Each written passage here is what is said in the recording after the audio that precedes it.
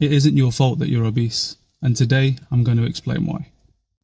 First, I would just like to say that I'm not blaming anyone or anything else for the situation that I got myself in. This is just purely an in-depth discussion to explore how different life events and different factors can impact people in different ways.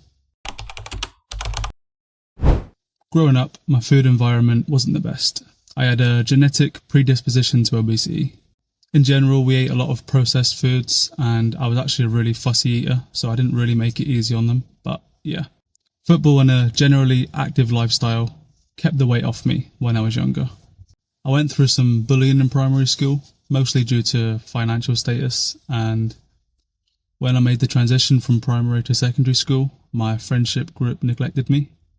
I would say this is relevant because it explains the psychological impact that these things can have on you.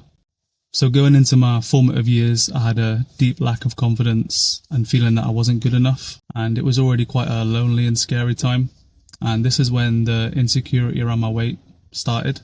I kept control of my weight generally until I was about 14. Even though my school life wasn't great, I still managed to keep control of it through bike riding and other hobbies. But when this stopped around 14, I went to food and gaming to distract myself from whatever, slowly gaining weight. And yeah, food and gaming on top of already gaining weight weren't the best thing.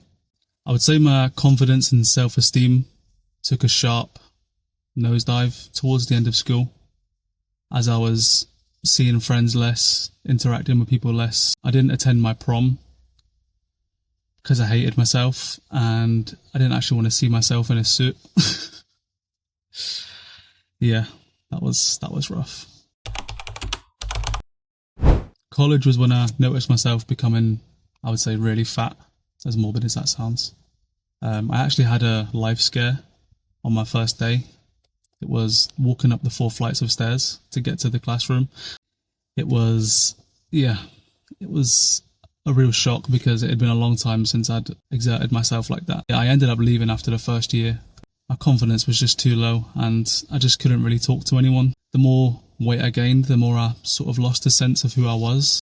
You just look in the mirror and it's just like, that's not me. I don't know who that is, but it's not me. By the time I'd left college, my eating habits were terrible. I would eat what and when I could, didn't even think about it. It was just, does it taste nice? Am I hungry? Which the answers were always yes, and that was it. I did try and work at a few jobs over the next few years, over the next, say, 3 or 4 years, but each one got harder the more weight I gained and the bigger I got. It would just become too uncomfortable for me. And then by 2020, I was over 150 kilograms or 336 pounds, and COVID lockdown brought me the perfect opportunity to make a big change. So to sum up, I would say there's quite a few different factors that caused me to get as big as I did. I think it's also important to point out that genetics cause a lot of people to have a naturally higher food drive. This, when you pair it with low confidence and low self-esteem, can cause an unhealthy relationship to be formed around food eating, because you get that reward signal, and whatever you were feeling, whatever you were worried or stressed about, it goes away. It's temporary, obviously, and over the long term, it gets worse. I would say education also played a part, because I'd done GCSE PE in school, and we didn't really learn that in depth about calories, about how to work out how many calories your body needs, how to use protein to manage hunger signaling. A lot of people are going to be thinking, what about laziness? I don't think I'm a lazy person. I'm someone who's always tried my hardest at everything I do, but it would probably be dishonest of me to say that some laziness doesn't have to occur. You do have to have a little bit of laziness if you're going to gain that much weight. Being out of that situation now and looking back, but that was just something that I didn't really know how to get a hold of and how to get control of. Finally, I would like to explain the reason for this video. Identifying the reasons and the causes behind your weight gain can be a huge first step in, I would say, forgiving yourself. A lot of people who are overweight or obese are very, very hard on themselves. I would tell myself very often, you're an idiot. Why are you doing this same stuff over and over again? This is all your fault. You're lazy. You're destined to just end up like this. Nothing's going to help.